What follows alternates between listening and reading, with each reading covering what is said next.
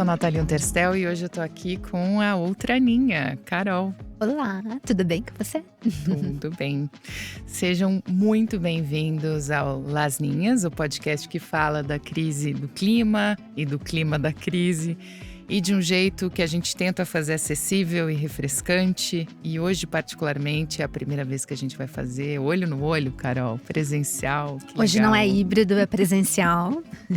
Hoje é acessível, refrescante, enfim, olho no olho. Olho no olho. Vamos aqui fazer conversas, eu acho que ainda mais francas e sinceras do que a gente faz. Isso aí. Hoje é o nosso 4º episódio. Uau, um mês já. A gente está gravando hoje, que é terça-feira, dia 15 de abril, porque essa é uma semana que tem feriado, então a gente está antecipando a publicação de sexta-feira para quinta-feira. Pois é, e já deu para acontecer bastante coisa, na verdade, pra gente comentar, né? A gente achou que ia ser difícil de ter pauta, mas não falta pauta para a mudança do clima, essa é a verdade. Eu falei com uma amiga outro dia, ela falava assim, nossa, mas vocês vão ter que falar de muita fofoca, porque semanal eu tô vendo que a minha amiga estava errada, a gente tem muito assunto e uma semana quente, como sempre. Aliás, tem notícias muito importantes do mundo, tem também uma discussão de fundo que a gente quer trazer aqui hoje, que é essa do espírito do nosso tempo, né, Carol? Essa coisa de otimismo, pessimismo, realismo. Então, para quem nos acompanha e estava ansioso com ansiedade climática e pelo podcast, hoje é o dia da gente aprofundar um pouquinho. Um mundo que nos dá cada vez mais evidências, né, de ser incapaz de acelerar a resposta ao aquecimento global, né? Como é que a gente pode agir? E eu acho que essa é a discussão que a gente quer enfrentar hoje aqui. Tem gente que está falando que é realista, mas é um realismo que aceita a derrota. Tem gente que quer ser idealista, idealista eu acho que naive, seguindo, enfim, numa crença de que assim, dá para fazer o impossível, que alguém vai inventar um botão mágico. Mas eu acho que a gente tem outros caminhos, né, Carol? Concordo.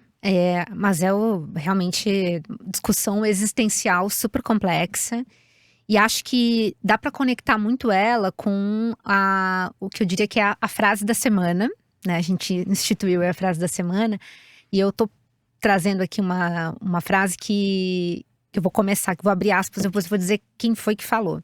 A COP não é de esquerda nem de direita. Quem falou isso foi o governador do Pará, Helder Barbalho, numa entrevista para o jornal O Globo, respondendo se o Bolsonaro estaria convidado para a COP30. E claro, o Helder é um político super experiente, né?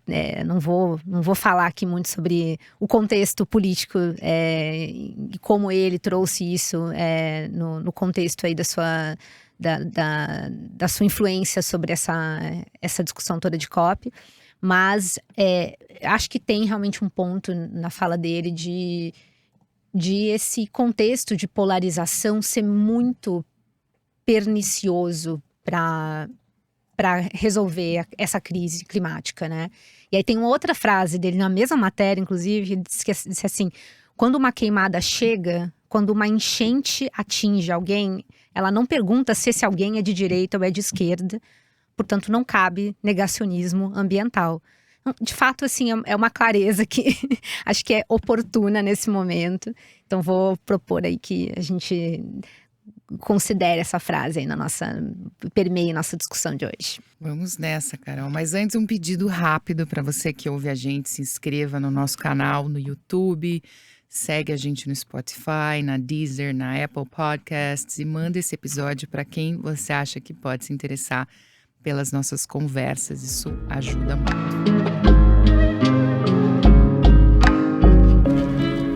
Então vamos começar nosso mapa de calor. Vou começar aqui com uma boa notícia. A Organização Marítima Internacional, a IMO, que é uma agência da ONU que regulamenta o transporte marítimo global, fechou um acordo para descarbonizar as navegações internacionais. Isso é super histórico.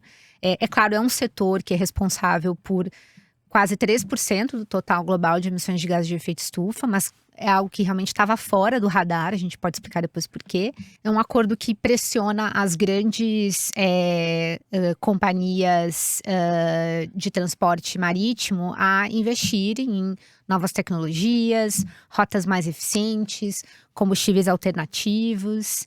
Então é uma ótima notícia, tem muita discussão ainda sobre implementação, mas é uma ótima notícia. Um outro assunto que chamou a atenção e que a gente vai debater hoje é uma proposta do super importante think tank americano chamado Council on Foreign Relations, é o Conselho de Relações, enfim, estrangeiras, né, que propõe o que eles chamam de realismo climático.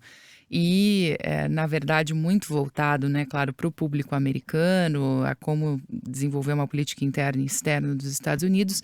E o autor, ele levanta 4 tópicos que ele chama de falácias. Uma delas, por exemplo, que metas climáticas não são mais factíveis. Será? Olha, eu tenho muita coisa para dizer sobre isso, Carol. Eu quero ouvir. Mas para a gente fechar, então, o mapa de calor falando de Brasil, também tem assunto quente aí com a Agência Nacional de Petróleo, a ANP, tendo confirmado nessa segunda-feira que 47 blocos da Foz do Amazonas vão ser incluídos no próximo leilão que acontece em junho. Né? Isso ainda sem parecer do IBAMA na jogada. A revelia. A revelia do IBAMA. Por outro lado, acho que teve uma repercussão, um andamento aí interessante para o clima, que foi a consulta pública do governo brasileiro sobre a Estratégia Nacional de Mitigação da Mudança do Clima. É uma revisão super importante, é um processo super importante, né, que vai ter aí uma visão de longo prazo das políticas de redução de emissões de gás de efeito estufa no Brasil. E a gente pode falar um pouco mais sobre plano clima e outras coisas que estão envolvidas aí na sopa de letrinhas do clima. Muito importante. Assim como vai ser importante a gente repercutir o fervo da semana, que foi a revista The Economist, uma revista britânica, que previu uma COP caótica em Belém. E o governador do Pará, Helder Barbalho, que você já citou aqui na nossa frase da semana, ele respondeu nessa mesma entrevista garantindo que não, que vai dar tudo certo, que não vai ter caos. A gente chega lá, vamos então para o nosso bloco de Zona de Convergência, onde a gente aprofunda essas notícias da semana.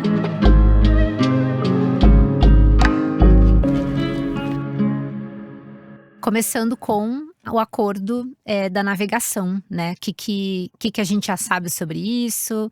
Quais são os possíveis impactos? O que você diz aí, Nath? Olha, eu acompanhei um pouquinho dessas negociações ali em 2016, 2017. Fui muitas vezes lá à sede da IMO, que fica, a Organização Marítima Internacional, fica em Londres, na beira do Rio, enfim, muito bonito. E sempre foram negociações muito difíceis. Então, a primeira coisa que eu quero dizer para vocês é que é um acordo inédito, né? Porque a navegação é uma navegação marítima internacional, quer dizer, todos os bens que são transportados por navio, eles têm o objetivo já de zerar emissões até 2050 e querem chegar até 2035 com 30% de redução e até 2040 com 65%, né, em relação aos níveis de 2008. A grande diferença do que aconteceu agora, e aí o nosso país, o Brasil, é um dos atores que, apesar de não ter uma indústria naval pujante, apesar da gente ser o que a gente chama de, eles chamam de final de rota, né, da navegação, a gente não tá nem na Europa, nem na Ásia, nem, né, a gente realmente é lá no final da rota. A gente é um país que sempre foi muito, muito presente, muito vocal nessas negociações, porque as nossas exportações têm que fazer esse longo caminho. Então, a gente depende muito, né? Todo o comércio com a China, todo o comércio com os Estados Unidos, quer dizer, são essas longas rotas que a gente percorre. Então, um medo grande de que algum acordo que afetasse, algum acordo climático que afetasse a navegação pudesse nos prejudicar, pudesse impor um custo adicional sobre as nossas exportações. Bom, o que eles decidiram? E aí decidiram, quando a gente fala decidir na convenção, enfim, no âmbito da IMO, assim como na convenção, é por consenso, todo mundo aceitou, né? Então o Brasil também topou essa proposta que requer que as companhias de navegação, elas paguem uma taxa para cada tonelada de carbono que for emitido, né? vapor queima, em geral, lá do que a gente chama de bunker fuels, esses combustíveis, né? Que são super pesados, super poluentes. Não sei se você já viu navios quando andam, navios de cruzeiro mesmo, vê aquela fumaçona, Fumaceira. né? Aquilo é uma poluição horrorosa. O Rio de Janeiro, por exemplo, apesar de ter muito menos carro que São Paulo, a gente tem muita poluição por causa dos navios, por causa do porto. Mas o que tem de interessante? Que os países, as companhias vão ter que pagar, né? Então tem uma taxa efetivamente sobre isso. Essa taxa, a arrecadação que for gerada com ela, ela vai ser revestida na própria indústria e alguma coisa pode, inclusive, para o financiamento climático, né? Tem uma expectativa aí.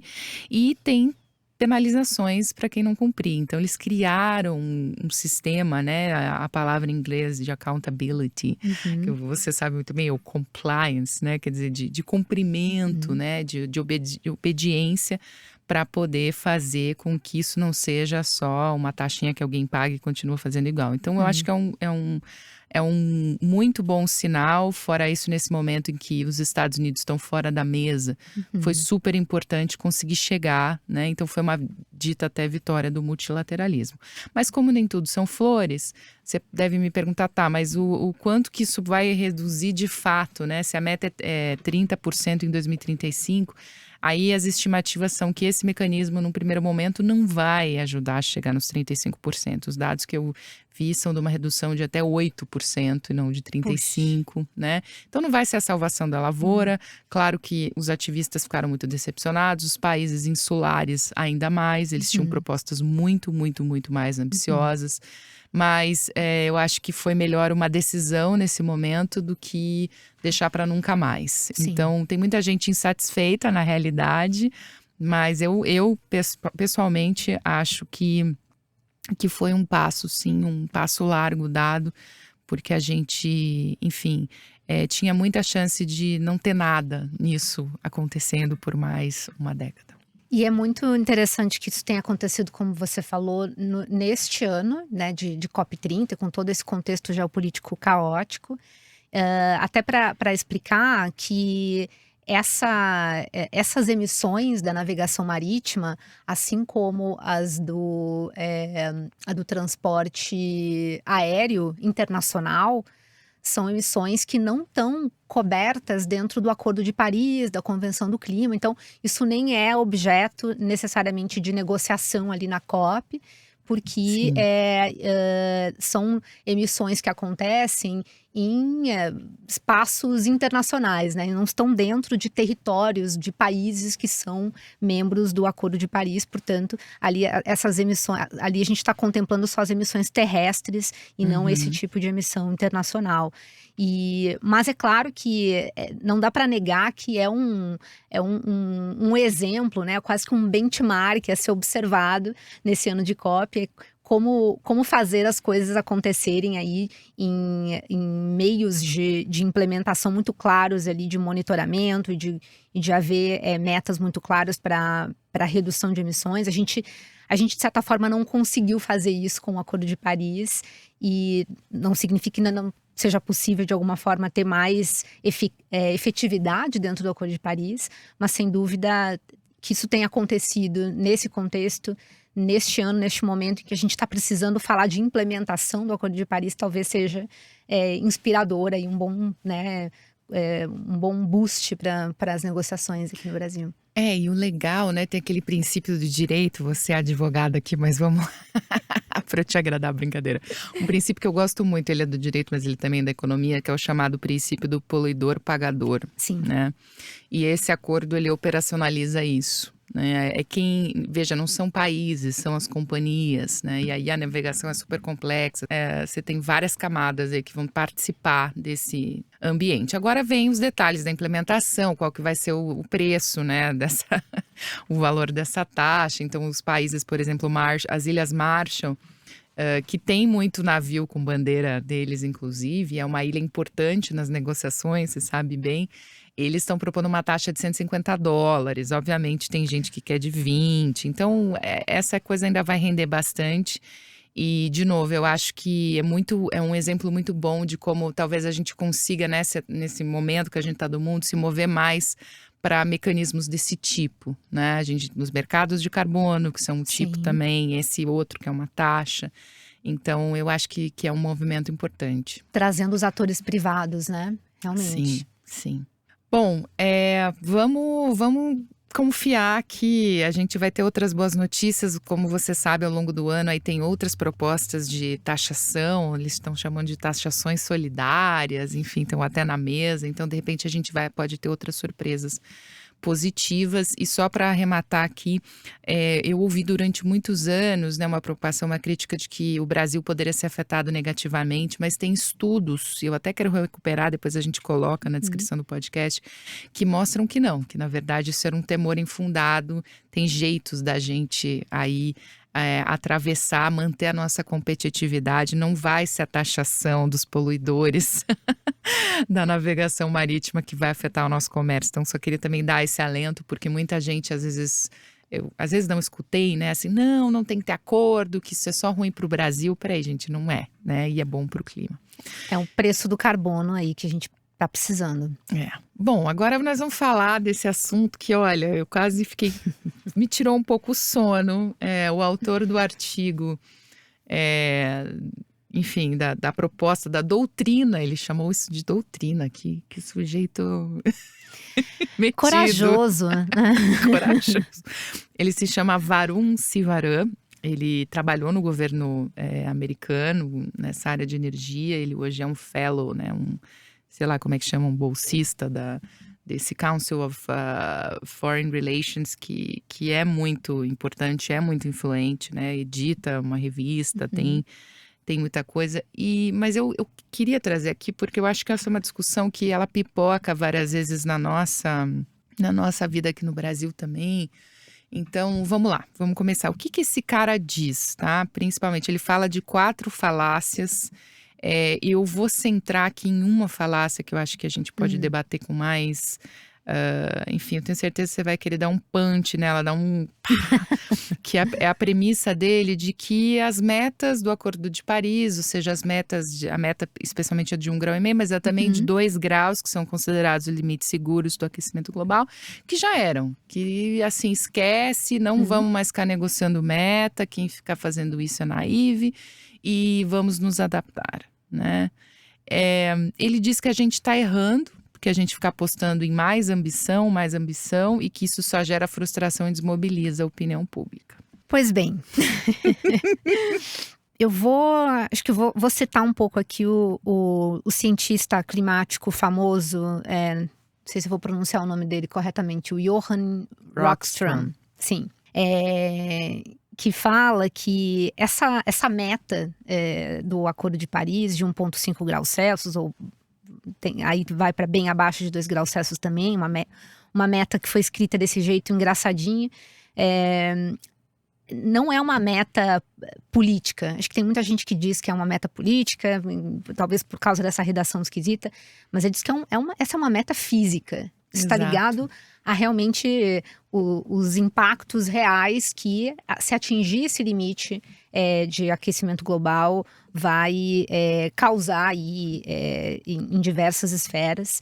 E, portanto, a gente tem que trabalhar com essa realidade dos impactos físicos da mudança do clima. É isso que importa. E isso me faz pensar que trabalhar com um cenário de 3 graus Celsius, como é o cenário que propõe aí o nosso amigo Varun, não acho que é realista, né, para um climate realist.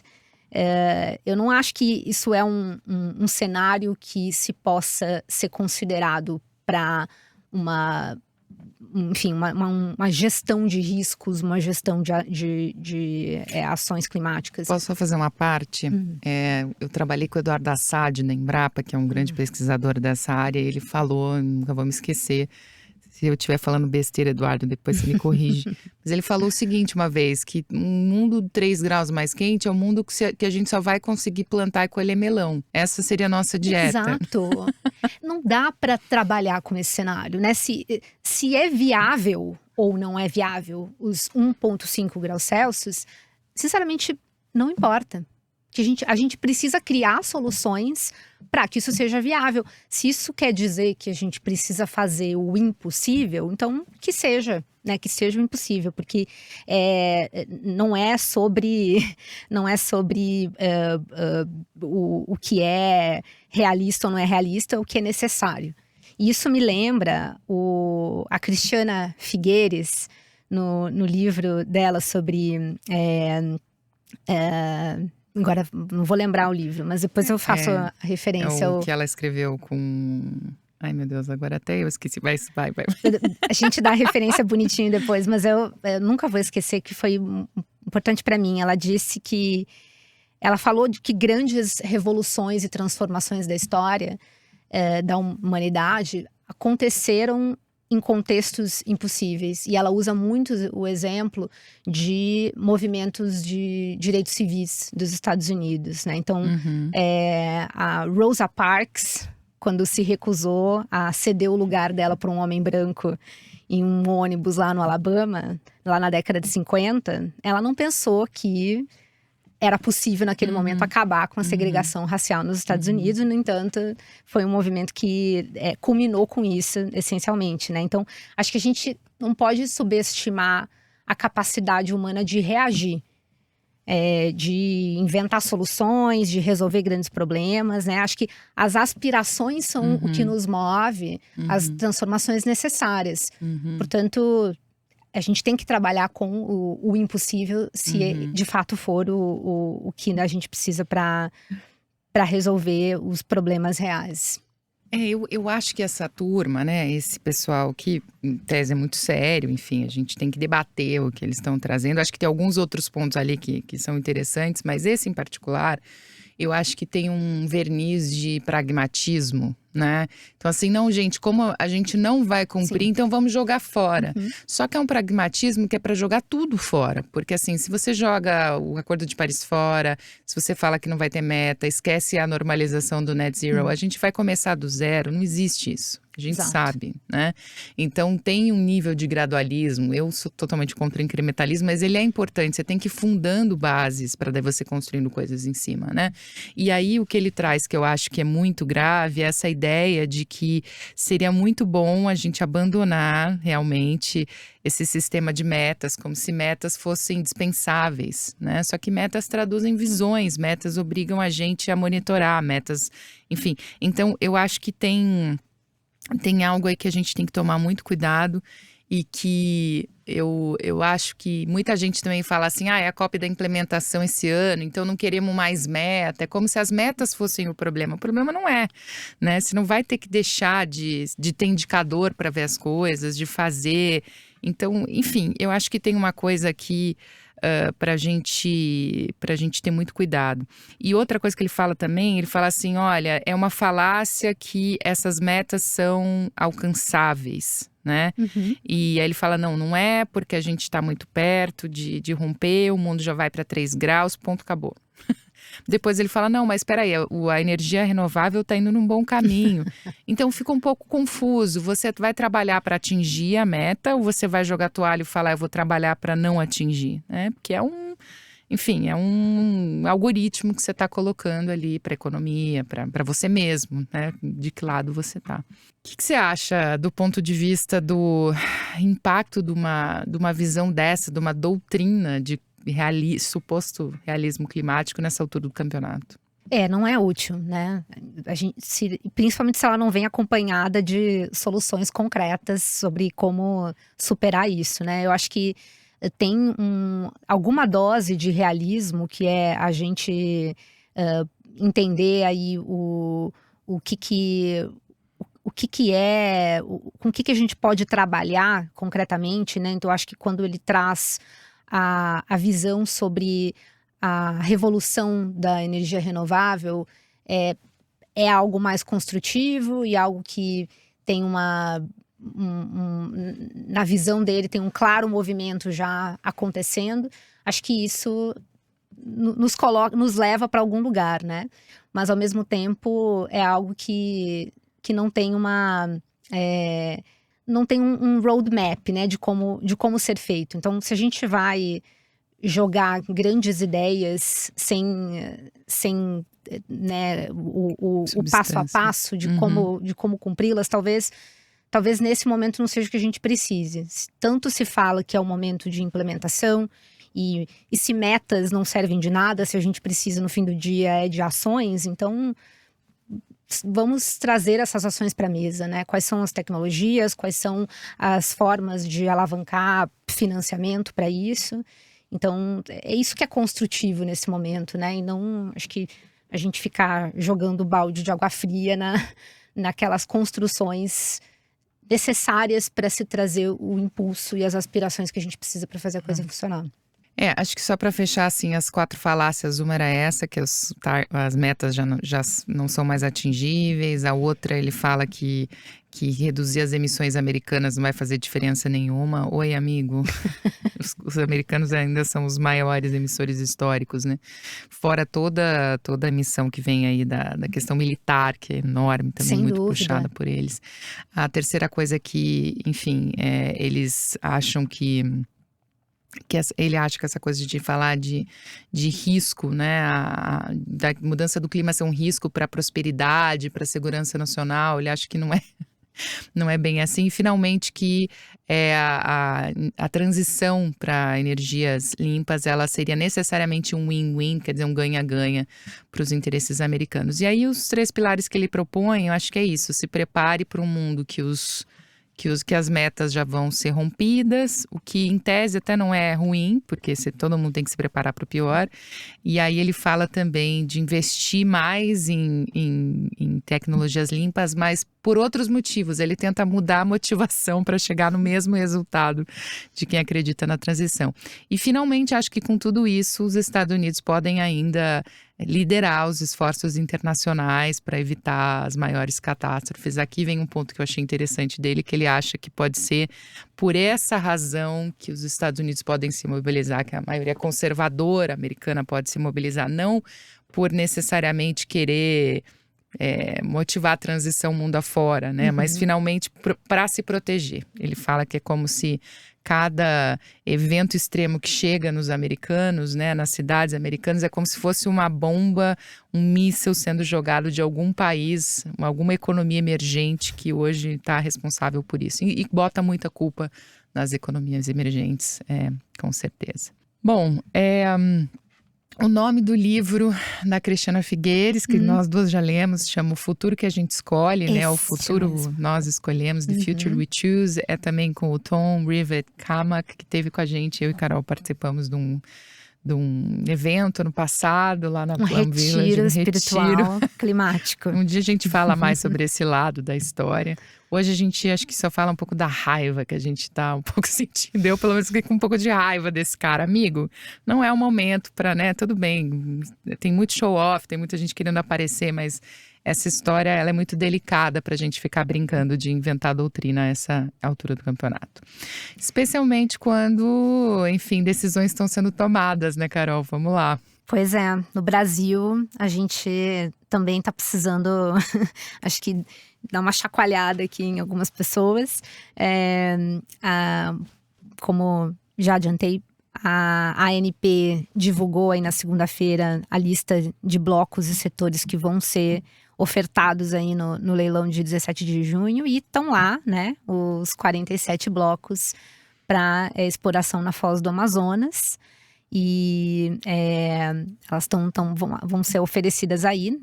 Vamos ver quais são os próximos desdobramentos disso junto ao IBAMA, que ainda precisa apreciar o pedido de licença ambiental da Petrobras para o bloco 59, né? Pressão total em cima do presidente do IBAMA. Os técnicos já disseram não 3 vezes. Rodrigo Agostinho, de quem a gente já falou aqui em outras ocasiões, segue sobre pressão máxima, assim como eu acredito que a ministra do Meio Ambiente. E só lembrando uma coisa aqui que é importante, esse leilão que está marcado né, para junho. É um leilão que a ala mais, digamos, fóssil do governo tem muita intenção de movimentar, né, que seja um leilão muito bem sucedido. Então eles estão querendo criar muito essa expectativa, acho que vem nesse bojo também de, sabe, criar um movimento comercial interessante. Eu só quero fazer um comentário a esse respeito. Obviamente a gente está acompanhando com muita preocupação, porque a repercussão dessa eventual liberação, né, dessa licença, ela vai ter, enfim, vai ser enorme sobre nós todos, brasileiros, e claro, sobre a COP30, o mundo inteiro vai vir nos perguntar a respeito. Eu tenho muito medo que isso se torne um trauma tão profundo, e uma fratura tão profunda entre sociedade e governo quanto foi Belo Monte. Eu realmente acho que pode ter essa natureza. O que você acha, pensando aqui nas repercussões disso, né? Porque tem muita água para rolar, é muito ruim esse sinal aí, parece indicar que no nível político essas decisões já estão tomadas, né? Discussões sobre a viabilidade ambiental dessa exploração nessa região e também sobre aspectos climáticos disso, como você falou no ano de COP, parece que já foi tomado. Mas ainda tem, claro, essa decisão do IBAMA, as reações a ela, né? A gente não sabe se, eventualmente, o Rodrigo Agostinho vai tomar uma decisão que contraria esses sinais, ou se não, e enfim, aí a gente vai ver também a repercussão disso, né? Porque acho que tem possíveis ações judiciais, por exemplo, que podem vir daí, né? A gente sabe que isso é muito comum, inclusive, em licenciamento ambiental, né? O Ministério Público é muito ativo nesses grandes empreendimentos que causam poluição ambiental. E tem a questão dos ofertantes, né? Na sua visão, você acha que tem alguma chance de a repercussão ser tão negativa que eventualmente isso possa reduzir o interesse de ofertantes Em outros tempos eu diria que sim, a gente teve inclusive, né, esse caso já anteriormente de ser colocado foi um leilão vazio, não apareceu ninguém por risco reputacional, né? Agora eu acho que nesse momento, com todo esse embalo de Trump falando que é baby drill e no Brasil a gente escutando essa mesma retórica, né? Eu acho que podem combinar o jogo antes e falar quem vai pagar o pato enfim. E pior, né? Fazer o que a gente chama de um enorme greenwashing, para quem não conhece, essa propaganda massiva que tenta falar, né? Tenta passar a impressão de que algo é super verde, é super sustentável, e a gente sabe que não é. Isso já está acontecendo, né, Carol? Eu, toda vez que chego no aeroporto do Galeão, no Rio de Janeiro, por exemplo, o aeroporto está totalmente envelopado com propagandas de petroleiras falando o quanto que elas investem em conservação ambiental, o quanto que elas são boas para o clima.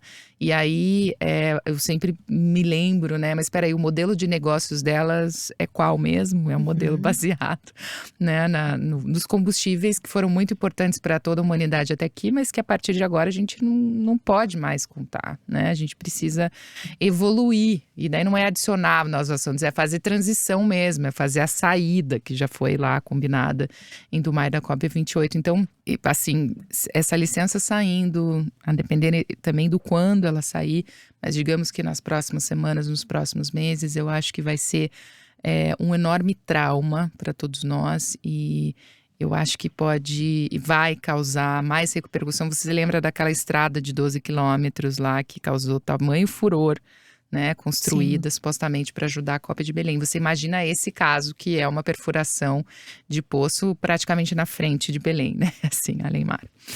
Eu acho que muita água vai rolar. Espero que petróleo não role. E acho que também isso conecta com a próxima notícia, que é sobre a Estratégia Nacional de Mitigação do governo brasileiro, que está aberta aí para consulta pública. E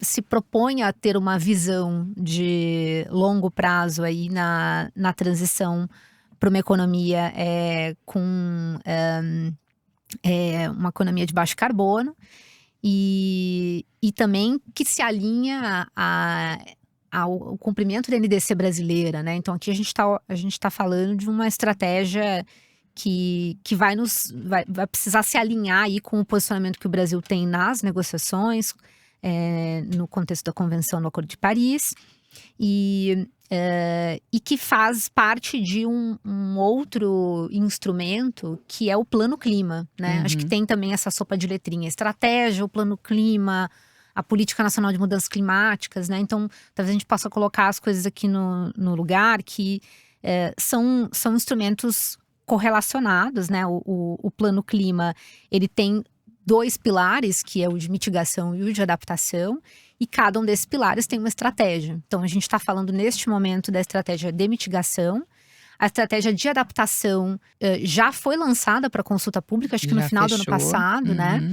E aí, a partir dessas estratégias, a gente vai ter, né, no contexto de planejamento mesmo do Plano Clima, planos temáticos e setoriais dentro dessas 2 vertentes aí de mitigação e de adaptação. Então, mas falando de mitigação especificamente, a gente tem 7 setores aí que vão ser considerados, e isso com uma visão transversal, né, que vai tratar, dentro de adaptação e de mitigação, de questões como meios de implementação, ou seja, como financiar essas ações, questões de governança, questões de como considerar transição justa, aspectos de justiça climática. Então, tem uma complexidade aí nesse trabalho, que acho que é também de se reconhecer aí um trabalho árduo do governo em tentar colocar isso no lugar, e em tempo aí recorde, né, que precisa, são aspectos importantes da política doméstica de mudança do clima e que ajudam a mostrar a liderança do Brasil para a COP30, né? Então tem que fazer o tema de casa aqui também, a gente tem que ter uma política que funcione. Agora, como essa política vai funcionar e essa estratégia vai funcionar quando a gente vê alguns sinais contrários em setores específicos como o de combustíveis fósseis, acho que é um problema também, né? Então, continuamos falando da outra notícia nesse mesmo contexto. O que você viu aí nesse processo de consulta pública? Eu li já e já montei aqui a minha proposta. Aliás, vamos deixar aqui o convite, o encorajamento para todo mundo a entrar. Você entra no portal oficial das consultas públicas, né? O Participa BR. Você baixa o documento e, enfim, qualquer cidadão brasileiro pode participar. Isso é muito, muito legal, muito importante. Então, primeira coisa, vão lá, leiam. Vamos dar um passinho só para o lado para a gente lembrar o que é mitigação, né? A gente tem falado aqui muitos jargões. A mitigação, esse termo, ele se refere a todas aquelas ações para a gente conseguir reduzir as emissões de gases de efeito estufa. Então, por exemplo, na energia em geral, tem a ver com a gente trocar, né, uma energia suja, poluente, baseada em petróleo, em gás, em carvão, por outras, que pode ser sol, pode ser vento, pode ser a hidrelétrica, enfim. A depender de onde você estiver, você vai fazer isso. Mas isso vale para todos os setores. Você vai ter na agricultura, enfim, também trocas de tecnologia ou ações melhores, ações mais eficientes, e em outras áreas também. Então, a mitigação você mitiga os gases, você reduz, né, esses gases que estão associados, especialmente aí a queima de petróleo, gás e carvão, mas também o desmatamento. Então, reduzir o desmatamento também é uma chamada ação de mitigação. Como a Carol falou, ela explicou muito bem, tem uma arquitetura aqui, então, como ela disse, tem uma política nacional de clima, que é uma lei, aí a gente vai ter uma siglinha que é a NDC, que a gente já falou aqui, que é a Contribuição Nacionalmente Determinada, que são as metas que o país assumiu junto ao Acordo de Paris. A gente hoje tem uma NDC que foi apresentada em 2024, né, Carol, em novembro. E agora a gente está nesse momento de tradução, de desdobramento disso tudo para o plano doméstico. Então tem que pegar essa meta geral da NDC e falar, tá bom, agricultura, o que você vai fazer? Energia, transporte, e assim por diante. E aí o governo criou essa estrutura que a Carol falou, que é a estratégia, que dá diretrizes, e depois os planos setoriais, que tem que seguir essas diretrizes e aprofundar, né? A adaptação já aprovou uma estratégia, agora está em aberto também os planos de adaptação, ganharam até acho que mais um mês aí para responder, para fazerem a sua consulta, e mitigação está nessa fase da estratégia, ou seja, definição de diretrizes. Eu vou resumir o que eu vi, de novo, acho que as pessoas têm que ir lá e mergulhar, mas a estratégia de mitigação, eu acho que ela ainda não dá diretrizes muito concretas para os setores serem ambiciosos. Por que eu estou falando disso? Porque ela simplesmente repete a meta que a gente tem na NDC e não define qual é o cenário. Então, para vocês saberem, lá na NDC a gente tinha uma visão de que o Brasil deve chegar em 2035 com entre 1,05 bilhão de toneladas ou 850 milhões, ou seja, ou mais ou menos emissões. E eles não definem qual vai ser, eles não falam qual é a banda, qual que é o limite superior ou inferior da banda que a gente vai adotar. Então isso é muito ruim, porque eu fico pensando qual que é o cenário que os setores vão usar. Vou ter que fazer 2 cenários? Para mim não faz sentido. Tem que usar o mais ambicioso domesticamente e o menos ambicioso eventualmente externo. Então, uma primeira coisa é essa, acho que dificulta, né, inclusive a responsabilização futura. E essa coexistência desses 2 números, ela, além de ser ambígua, acho que ela prejudica o sinal regulatório, né, para os setores poderem trabalhar. Uma outra coisa que me chamou muita atenção foi a questão do desmatamento. Também era muito ambígua na NDC, e aí eles deixam claríssimo que aqui, enfim, na estratégia eles estão dizendo que o compromisso é desmatamento ilegal, 0 até 2030. Então não mexe no desmatamento legal, que, enfim, tinha ficado aí, tem visões diferentes dentro do próprio governo. E, enfim, é um problema, porque lá atrás, ainda na era Bolsonaro, o Brasil assumiu o compromisso.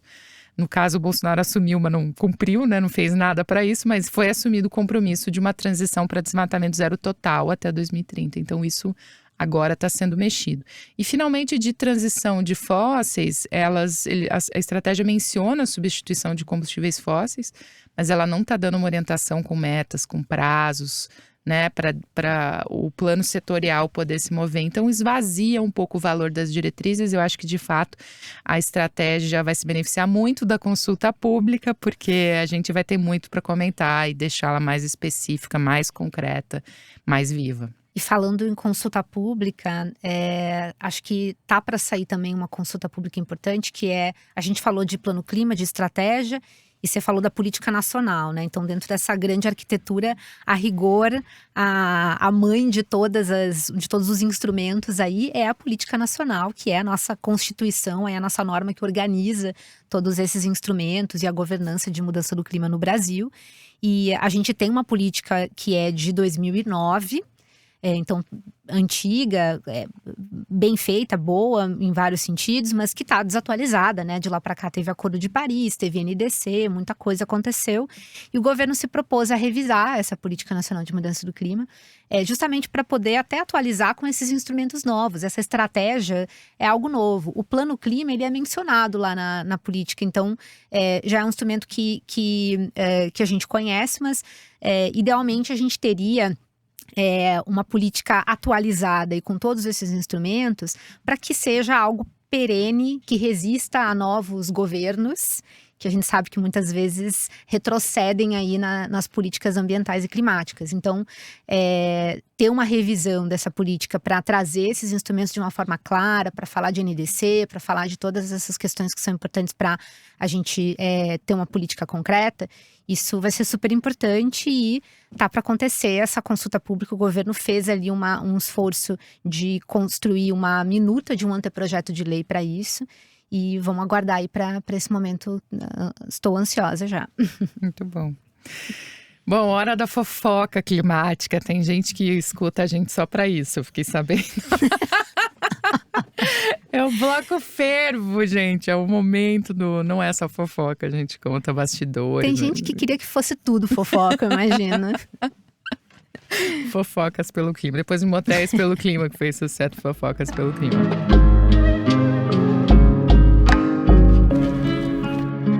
então, vamos lá. Sou eu que trago a fofoca, sou a fofoqueira do dia. Então, já adiantei aí um pouco sobre o Helder Barbalho, a declaração dele nessa semana. Isso foi no contexto de uma matéria da revista The Economist, como a Nath já falou também, que foi super crítica da COP30, disse que a COP vai ser um caos, que o Belém não tem estrutura, não consegue comportar o evento, e usando uma linguagem até assim meio colonialista e bem deselegante, eu diria, e que deu o que falar, e inclusive teve resposta aí do governador do Pará, né, Nath? A matéria cita várias vezes que a COP é o embate entre o desenvolvimento e o meio ambiente, né? Uma coisa tão antiga, tão já obsoleta. Então dá esse tom, como você falou, meio colonialista, meio, né, ultrapassado. Mas eles soltaram essa matéria, ela traduz um pouco dos ânimos aí mundo afora, as pessoas estão muito preocupadas. E o Helder Barbalho, governador do Pará, ele respondeu numa entrevista ao Globo no domingo, dizendo que não, que vai ter leito, que vai ter estrutura sim, né? E ainda mandou um torço para que até o Trump apareça. Eu não. Esse convite aí não precisava, né? Mas foi a declaração também no contexto do a COP não é nem de direita nem de esquerda, né? É um espaço de coalizão ali, não de polarização, uma agenda de todos. Acho que nesse contexto eu entendo aí esse convite, acho que foi de bom tom. Mas vamos combinar, acho que por trás dessa resposta política que ele deu, né, especialmente no Brasil, num jornal do Rio de Janeiro, aí a fofoca o Rio de Janeiro adoraria sediar a COP, eu sempre escuto a cidade onde eu moro, né, então assim, toda hora alguém fala, não, vai ser aqui, já me garantiram que vai ser lá várias vezes, então acho que o Helder talvez, não sei, talvez tenha escolhido responder no Globo por essa razão, deu uma cutucada ainda no Rio de Janeiro, falou assim que as obras no Pará que ele está fazendo vão ficar prontas, vai dar certo, e que não vai ser como nas Olimpíadas, que as obras depois ficaram, né, muitas obras, não todas elas foram, enfim, ficaram obsoletas não, ociosas, né? Mas enfim, a gente precisa que a COP funcione, isso vai depender de organização, sim. Então a crítica da The Economist, apesar do tom, né, apesar de tudo, ela é sim um alerta para todos nós, para a gente fazer essa autocrítica também. E ajudar Belém a chegar onde precisa chegar, porque vai ser muito ruim. Qualquer mudança a partir de agora, eu acho que não nos favorece, né? Isso é um problema para a UNFCCC, para a ONU resolver, para os governos de interesse também resolverem. Acho que tem um lado de ficar falando sobre esse assunto de infraestrutura de Belém que tá ficando meio que chato, já tá cansando, né? Desagradável. A gente estava num evento hoje, eu e a Nathalie com a Marina Grossi, a Elbia Ganum, maravilhosas, um evento da Beólica super bacana. E acho que essa é uma coisa que você trouxe lá que foi muito, muito bacana, né, Nath? Que a gente tem que falar sobre o que importa, que é que precisa ser decidido na COP30. É um assunto que as pessoas não discutem, a gente não consegue.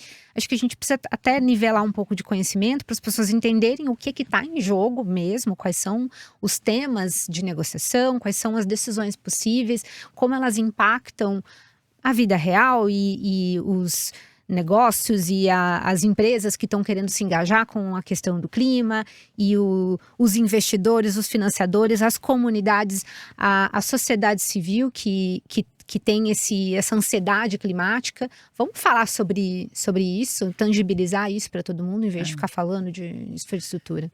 Eu acho que assim, se a gente tiver uma COP que funcione maravilhosamente bem, mas com uma agenda ruim, que não tem uma decisão boa, a infraestrutura vai ser maravilhosa. Para quê?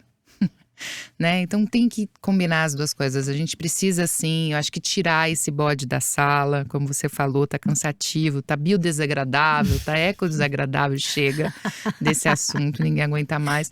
Mas a gente quer ver resultado. Então acho que mais do que as palavras agora do governador, é começar a ver as oportunidades de se acomodar, ver a cidade com as obras prontas, né? Então vamos lá. Agora, refresco.